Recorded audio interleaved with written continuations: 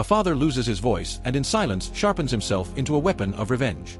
The blood-soaked fireworks of Christmas night are about to be ignited.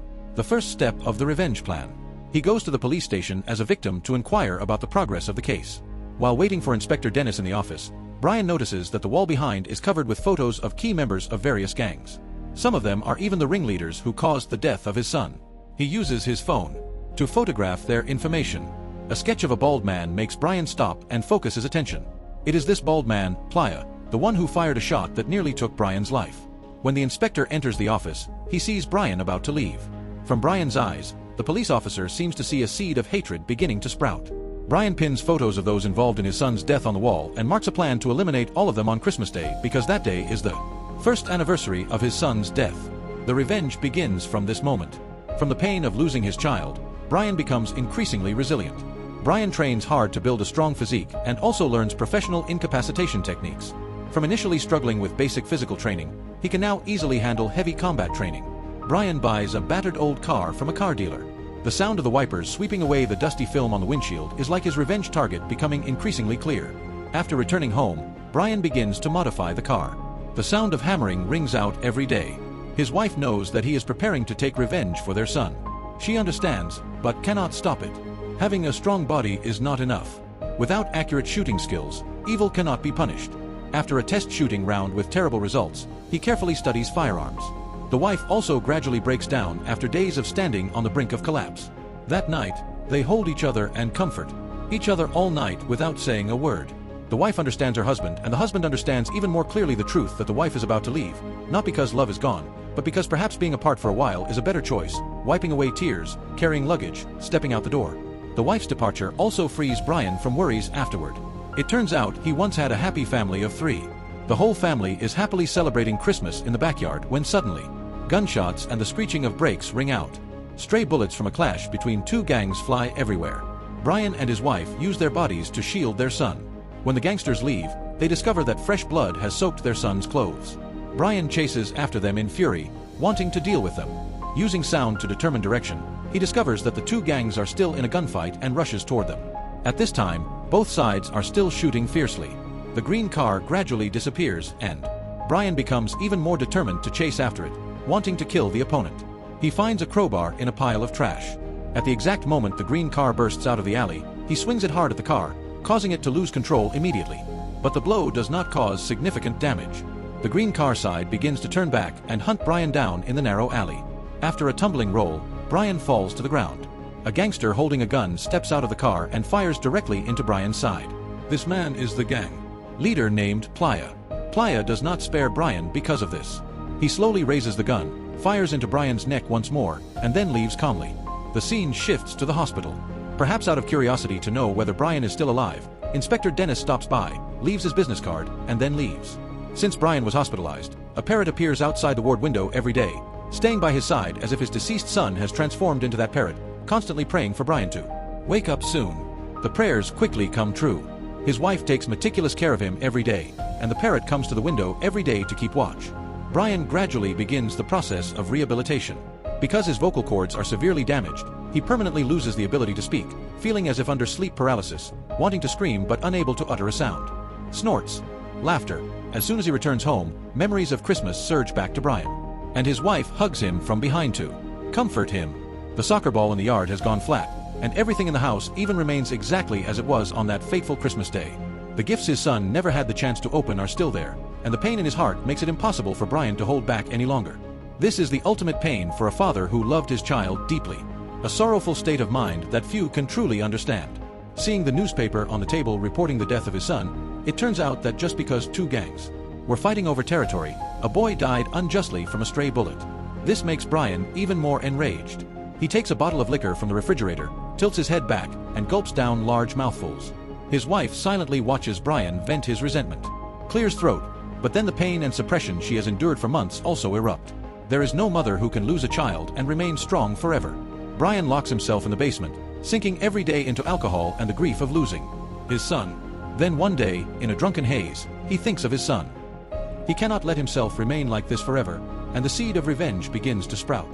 In the blink of an eye, it is already October, with just over 2 months left until Christmas. Late at night, Brian tirelessly gathers evidence of the gang's crimes. At this point, Brian's enemies are no longer just a few petty criminals, but the entire membership of both gangs.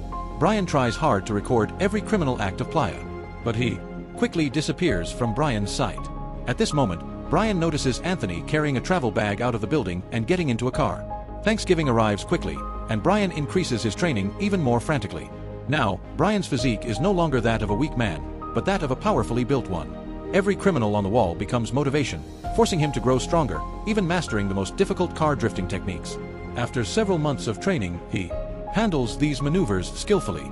His shooting skills reach the point where every shot hits its mark with no deviation. Each bullet tearing through the center of the target on the screen further strengthens Brian's determination for revenge. It is the reward for his efforts over the past several months. The revenge is about to begin. Late at night, Brian climbs through a window and breaks directly into Anthony's house. Hearing a noise, Anthony comes out to check and is unexpectedly ambushed by Brian. Anthony is beaten until dazed and tumbles down the stairs. The scene cuts to Anthony being bound and hung upside down in the basement. Brian does not reveal his real face and wears a welding mask, directly torturing Anthony. Seeing the wall covered with information about the gang's crimes, Anthony immediately realizes he is in danger, yet is even more confused about who he has offended. Brian presents pre-printed questions and forces Anthony to write the answers. These are evidence of the gang's methods of committing crimes and laundering money. Anthony attempts to resist and is immediately threatened by Brian with a knife. This makes Anthony extremely frightened. Brian drives the knife straight into the spot right in front of him, warning him not to try anything. It seems he has submitted, but Anthony suddenly frees himself, quickly grabs the knife, and stabs Brian once. The sudden danger leaves Brian unable to react in time. As a result, Brian takes another deep stab wound to the leg. For Brian, this is his first real combat, so his experience is still far too limited. But fortunately, through a desperate counterattack and a bit of protagonist's advantage, he beats Anthony badly. Before long, December 24th arrives. This is the day of judgment that Brian has planned to wipe out the gang. After arranging his weapons and equipment, this may be the last time Brian sees his wife. Whether out of guilt toward his wife or because he still cannot let go of his son's death, he does not meet her. Revenge is the final comfort for Brian and his wife after the pain of losing their child. Brian brings the gift that was never opened to his son's grave. He gently touches the headstone and sits there silently for a long time. There are countless things he wants to say to his son, but everything is confined to silence and the unrelenting pain of the child's departure. As night falls, Brian dumps Anthony in front of Inspector Dennis's house along with a red envelope. Soon after, Anthony is arrested by the police. The inspector slowly opens the envelope. Everything inside is a gift Brian has sent him. A note inside states that everything will end tonight. At this moment, the inspector is still confused. He opens the data on the USB drive from the envelope. Inside is information on all the criminal activities of Playa's gang, everything Brian has investigated over the past several months, the relationships of each person, the criminal operations, even the gang's hideouts and transaction locations, as well as Anthony's confession. Everything is clear and detailed. Just as Brian is about to head to Playa's hideout, he hears a police broadcast about a nearby robbery. Brian decides to check it out. Seeing that the opponents are large, muscular men, he does not stop them from carrying out the robbery at that moment, but uses a flanking tactic instead. After they leave, Brian drives his car straight into the two men, groaning and screaming. No matter how Brian brakes suddenly or performs wild drifting spins, the man refuses to let go. After several gunshots, blood slowly flows down from the roof of the car. The bloody scene makes Brian feel briefly unsettled and uncomfortable. This is the first time he has taken a human life. Immediately afterward, he throws a package into the fenced yard. It is the severed hand of Anthony, the key holder of Playa's gang. A subordinate sees the package and directly takes it to the gang leader Playa. When Playa discovers the severed hand, he becomes extremely angry, believes it was done by Ruiz's side, and immediately orders his men to retaliate. This is Brian's ultimate plan to ignite a war between the two gangs. At this moment, the two sides are engaged in a fierce firefight. Just as Brian is about to intervene, he notices that the police are being besieged and have been shot. Brian forms the idea of rescuing the female officer, begins driving his car in circles around her position, and opens fire to eliminate all the gang members. At that time, a reckless thug records a video and live streams it to Playa's phone. Seeing Brian's skillful drifting tail swings and his movement as if no one were around, Playa senses the danger as his men are taken down one after another amid gunfire and explosions. After dealing with the gang members, Brian stops the car in front of the female officer, but as soon as she gets into the car, she is hit by a bullet in the back. Brian drives her away, but shortly afterward, she dies. Brian can only slowly place the female officer's body on the road because what he needs to do has only just begun. He steps on the gas and rams straight into the man who was recording the video, snatches the phone that is still filming and kills him on the spot. Then he sends the video of killing the cameraman to Playa. This moment makes Playa even more panicked. He finally knows who is taking revenge on them. At the same time, Playa puts up a reward of $5,000 in the gang chat for whoever kills Brian. Immediately afterward, Brian finds Ruiz. He does not stop the car, only passes by, as a provocation, and then drives away. Brian slowly stops the car on a bridge and takes out a music accessory. Perhaps this is the only way for his soul to connect with his deceased son. A light kiss on it is a promise to his son that he will definitely punish all those responsible. Sensing that Ruiz is about to catch up, Brian floors the accelerator to speed up. Suddenly, a car charges out and crashes hard into his vehicle. Is Ruiz seeking death? Thus, the two began an intense chase. At this moment, Inspector Dennis hears a report over the police radio about the two gangs purging each other. Without needing to think, Dennis knows it was done by Brian. He has been analyzing Brian's motives all along, trying to understand why he would do this. After racking his not-so-quick mind for a while, Dennis finally recalls the case of Brian's son from last year.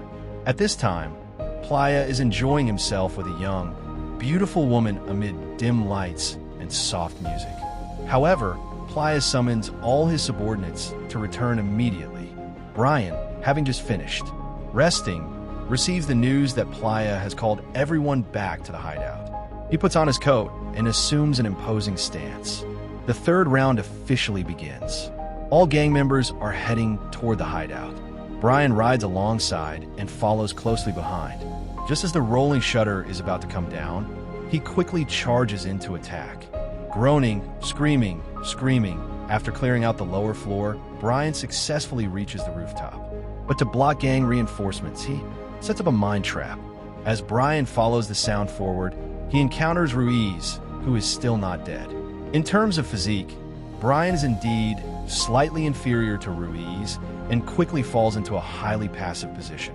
Sure enough, just as Brian anticipated, the mine explodes and blasts several men away. The explosion draws Ruiz's attention, creating an opportunity for Brian to counterattack. When Inspector Dennis reaches the rooftop, the path is littered with corpses. At this moment, Dennis unleashes a smooth chain of strikes, directly taking down several gang members. By now, Brian is wounded in many places.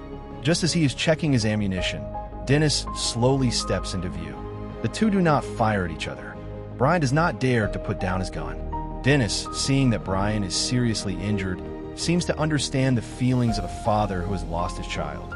He slowly lowers his weapon. Suddenly, continuous gunfire erupts toward the two of them, forcing both into a passive situation. And both are hit by bullets. After an understanding glance is exchanged, they decide to split up and surround the area. Brian steps out of the shadows. The woman slowly turns around, showing a pitiful appearance that makes Brian unable to strike. The tears on her face make Brian hesitate even more. When Brian lowers his gun, it is precisely that damned kindness that nearly gets him killed. Even the inspector who has just stood up is hit by 2 shots in quick succession. In the end, Brian still has to kill her. Most people end up paying the price for their own hesitation. Holding the bloodstained gun, Brian enters Playa's room. At this moment, Playa also steps out. Brian is already severely wounded and has long lost his ability to fight. Even after being hit by multiple bullets, he is unwilling to die in front of his enemy. He is then held at gunpoint by Playa. At the critical moment, Inspector Dennis shoots Playa. The inspector is indeed inexperienced, failing to kill Playa with a single shot and instead keeping him alive a little longer. Brian seizes this opportunity to pour all his strength into attacking Playa, killing him on the spot. Silent Night is not simply a revenge action film, but a prolonged visual monologue about the unspeakable pain of a father who has lost his child. The near total removal of dialogue is not a shock tactic, but a deliberate choice. When pain goes beyond the limits of language, only silence and violence remain to speak. In that world, every bullet, every collision, every labored breath carries the weight of tragedy, loss, and despair pushed to the extreme. The film does not try to turn his protagonist into an invincible superhero. On the contrary, he bleeds, makes mistakes, hesitates, and pays the price for every decision he makes. It is precisely this struggle that makes the journey of revenge far more painful and real. Silent Night does not glorify violence, but exposes its brutal cost. The closer the character gets to his goal, the more he loses himself, losing what little remains of a normal human being. The ending of the film does not bring a sense of satisfaction or complete release. It leaves behind a chilling aftertaste where revenge cannot fill the void left by the death of a child. Amid the Christmas atmosphere that symbolizes reunion and love, the silence in Silent Night rings louder than any gunshot. It is the silence of justice that arrives too late, of a father who has gone to the very end of pain and found there is no way back. Silent Night may not be for everyone, but if you are willing to experience an action film told through pure emotion, through images and silence, then it is a work worth reflecting on. Because sometimes the most painful stories are the ones that do not need to be spoken aloud. Today's story ends here. Thank you for watching the film. What do you think about this movie? Please leave a comment below.